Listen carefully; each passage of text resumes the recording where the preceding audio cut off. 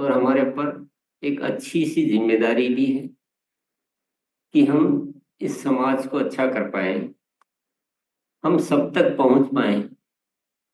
हम जन जन तक पहुंचेंगे तभी हम उनके जीवन को सुंदर बना पाएंगे। तो हमें एक विधिवत कार्य प्रणाली की जरूरत होती है। हम कुछ कर लें कुछ छोड़ दें, जब याद रहना चाहिए तब उन चीजों को भूल जाए तो हम ठीक से वो गतिविधियां संचालित नहीं कर पाते हैं, हम वो परिणाम नहीं ला पाते हैं, तो हमारा काम कठिन होता जाता है। छोटी सी चीज भी बहुत उपयोगी होती है, लेकिन वो अगर भूल जाते हैं तो वो छोटी सी चीज की पूर्ति करने के लिए फिर बहुत ज्यादा मशक्कत करनी पड़ती है। उदाहरण के लिए, जैसे हम बहुत सारी ज्वाइनिंग कराते हैं और उनसे फॉलोअप भूल जाते हैं, उनके संपर्क में रहना भूल जाते हैं, उनको यूएलपी क्विक में लेना भूल, या कुछ भी ऐसी छोटी चीज भूल गए जिसकी वजह से वो पूरे निष्क्रिय होते जाते हैं। तो मान लीजिए हमने उनको आरसीएम बताने में बहुत मेहनत की, लेकिन वो मेहनत तो बेकार हो गई, और फिर उनको वापस सक्रिय करना चाहें तो 10 गुना मेहनत करनी पड़ती है। तो समझदारी क्या कहती है? समझदारी ये कहती है कि कार्य प्रणाली को हम सुनिश्चित करें और चीजों को हम याद रखें, भूलें नहीं। समय पर जो होना है वो हो जाए तो कम मेहनत में ज्यादा परिणाम आते हैं। तो बहुत ही आवश्यक विषय हमारा याद रखने की व्यवस्था करना, जिसको पहले हम अलार्म डायरी के रूप में चाहे बनाए आप, चाहे आवश्यक कामों की सूची के रूप में बनाए, चाहे कैसे भी आप उन सारी चीजों को याद रखने की व्यवस्था करें। तो आज मैं थोड़ा सा कुछ ऐसे पॉइंट आपको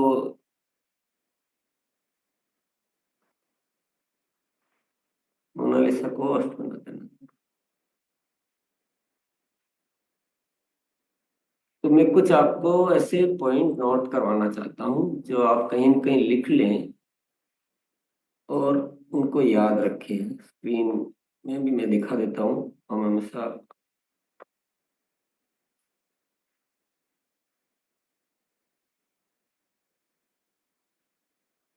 दिख रहा है ना मोनालिसा? जी सर, दिख रहे हैं सर। अब छोटे फुल स्क्रीन। हाँ सर। ये ऐसे भी एक आप हेडिंग लगा सकते हैं कि मैं हमेशा याद रखूंगा, या और कोई भी तरीके से। मैं केवल आपको एक इशारा दे रहा हूँ कि ऐसे हमको एक सिस्टम बनाना चाहिए अपने यहाँ, जो हम आवश्यक विषयों को भूले नहीं। और साथियों, काम छोटा है लेकिन बहुत महत्वपूर्ण है, बहुत हेल्प करेगा मतलब आपके जबरदस्त रूपांतरण आ जाएगा आपके काम में। और आप देखोगे कि पहले के मुकाबले में कितना ज्यादा जो चाहूँ वो कर पा रहा हूँ। और आपको चीजें कौन सी लिखनी है? जो आपको लगे कि ये तो मैं भूलने की संभावनाएं ज्यादा रहती है, वो चीजों को लिखना है। हमेशा याद रखूंगा, जैसे गुरुकुल का होमवर्क। तो आपको लिखनी वो चीजें हैं जो भूल, अक्सर कर भूल जिनमें ज्यादा हो जाती है। जो बिल्कुल भूलते ही नहीं कभी भी, वो नहीं भी लिखेंगे तो चलेगा। पर जिनको भूलने की पॉसिबिलिटी ज्यादा रहती है, तो आपको अपने तरीके से इन बातों को लिखना है। गुरुकुल का होमवर्क, गुरुकुल में साथियों को आमंत्रित करना, गुरुकुल के वह अन्य वीडियो की सूची बनाना, आवश्यकता अनुसार वीडियो का उपयोग करना। ये 4 पॉइंट आप लिख सकते हैं, फोटो भी ले सकते हैं। ये क्यों लिखे हैं कि अक्सर कर यहाँ पाया गया कि गुरुकुल का होमवर्क का हमारा प्रैक्टिस में ही नहीं है, हम भूल ही जाते हैं, और इतना जरूरी होता है। उदाहरण के लिए आपको बताया गया कि वीडियो की सूची बनानी है, वो बनाया नहीं है।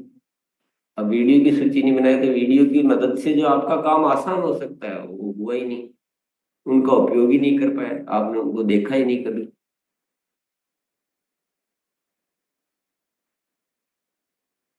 तो आप सब लिखने में व्यस्त हैं, तो मैं इसीलिए थोड़ा सा रुका हूँ। तो ऐसे शॉर्ट में लिख सकते हैं, बाद में आराम से अच्छे से लिख सकते हैं, जैसे भी आपको सुविधा हो।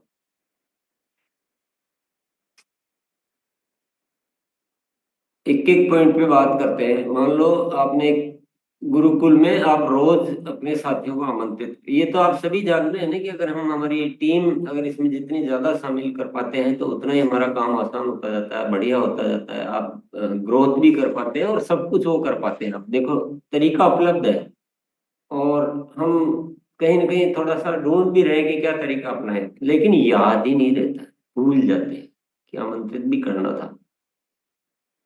समझ में आ रही है आपकी बात?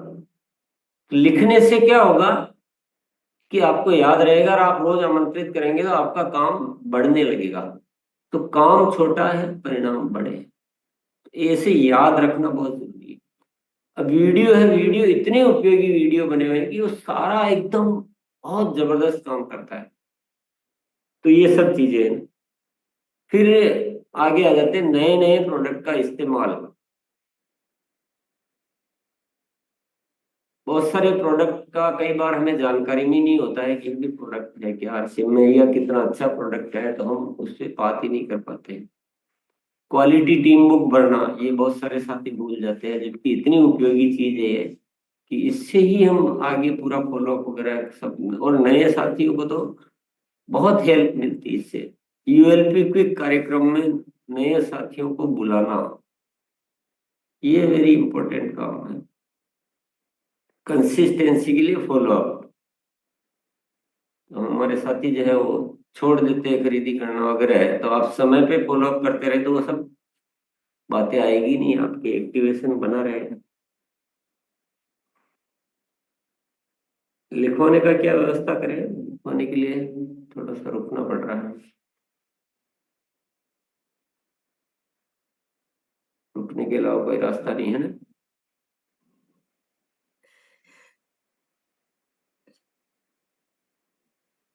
चलिए थोड़ा आप लिख लीजिए, कोई बात नहीं है।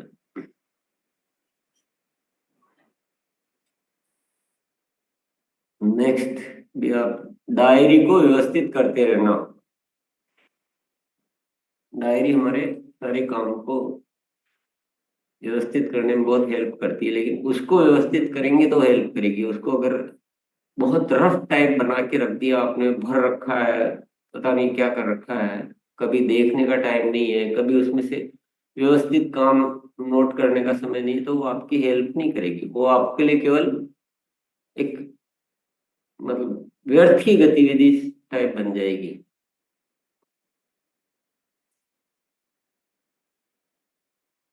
ग्रोथ की प्लानिंग करना, उड़ान कोर्स, न्यूट्रीचार्ज, वीर वीरांगना कोर्स, स्मार्ट रिपोर्ट।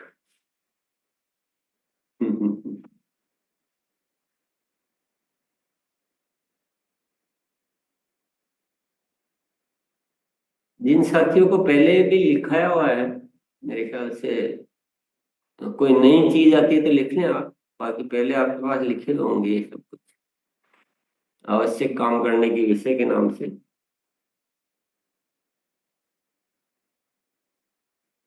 फिर वितरण केंद्रों की विजिट व प्लानिंग। कुछ ऐसे भी काम है जो थोड़े से सीनियर, जो थोड़े से जिनकी टीम बन गई उनके लिए है।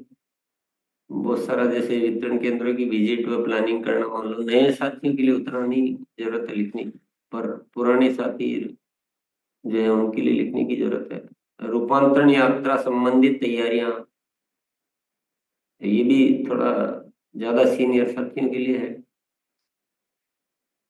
वाइटल एंड अबाव के लिए मान लीजिए। खाली समय के उपयोग की प्लानिंग। अब ये एक आप अगर अपने डायरी में बना लेते हैं कि जब भी खाली समय मिलता है तो मैं ये काम कर सकता हूँ, तो आप बहुत बढ़िया उसको आप यूटिलाइज कर पाएंगे। सफर के दौरान करने योग्य प्लानिंग। अक्सर कर हम सफर बहुत करते रहते हैं, तो उस सफर में हम क्या क्या कर सकते हैं, ये भी एक आप कभी भी बना के रख सकते हैं, तो ये भी समय का सदुपयोग हो जाएगा। और बाहर रहते हुए काम करने योग्य आवश्यक कार्यों की सूची। कभी हम अपने शहर से, अपने निवास से बाहर आए हैं, तो वहां जाके आपको क्या क्या काम देखने ही देखने चाहिए, ये भी एक याद रखने की बातें हैं। और ये सारी चीजों में से आपको वो लिखना है जो आपके काम की चीज है। ये मैं सबको थोड़ा सा अलग अलग कहना चाहूँ, कोई बाहर नहीं जाता है तो उसको ये फिर लिखने की जरूरत नहीं है।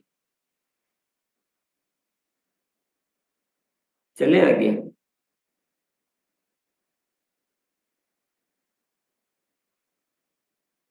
अपनी खरीद व ज्वाइनिंग को हर माह बढ़ाना। यानी मान लो आपने पिछले महीने 8,000 किया है तो इस महीने 10, 12, 15,000 करना है। तो 15 किया तो बढ़ाना है, हम बढ़ाते रहो। अगर बढ़ाएंगे नहीं तो हम पूरे सिस्टम को यूज ही नहीं कर पाएंगे और हम सीख ही नहीं पाएंगे। ऐसे ज्वाइनिंग भी हर माह हमारे और हमारे टीम के माध्यम से बढ़ती रहनी चाहिए, तभी तो ग्रोथ आएगी। स्वास्थ्य क्रांति पर अच्छी प्लानिंग। तो कैसे हम बड़े बड़े ग्रुप में कैसे, जैसे कुछ साथी अभी विसाबुद्दीन भी है तो इतना जबरदस्त काम कर रहे हैं कि पूछो ही मत, हो हजारों हजारों को एकत्रित करके और वो बड़े अच्छे से। तो वो एक प्लानिंग प्लानिंग की इसलिए वो हुआ, अगर प्लानिंग ही नहीं की तो होगा कैसे।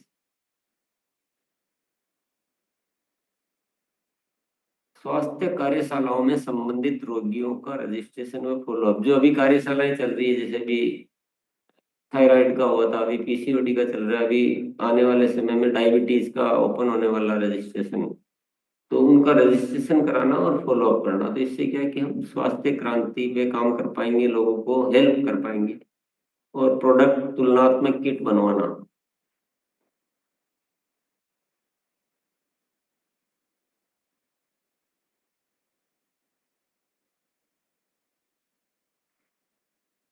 नेक्स्ट है स्मार्ट रिपोर्ट का उपयोग। फिर उसके बाद है होम डिलीवरी जो सिस्टम है उस पे कार्य करना। सोशल मीडिया के माध्यम से कार्य करना। ध्यान व सूक्ष्म का अभ्यास। बोले यहाँ किया जो किया, बाद में तो भूल ही गए। तो अभी अद्भुत लाभकारी चीज भूल गए तो लाभ नहीं हो पाएगा। जबकि कई बार हम ऐसा भी सुने होता है कि हम वहां बैठे हैं फ्री, तो यही कर लिया। हाइजीन पर कार्य करना।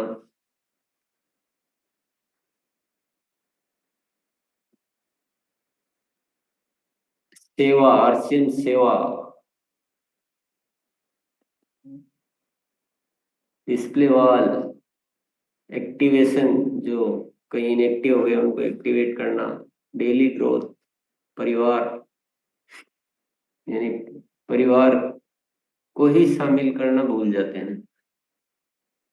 तो जिसको जो लिखना है वो लिख लेना, तो जस्ट आइडिया दे रहा हूँ, हो सकता है आपके पास और 10 पॉइंट, 5 पॉइंट, 2 पॉइंट और भी हो जो जो अक्सर कर हमें ध्यान आ रहा है कि हम भूल जाते हैं।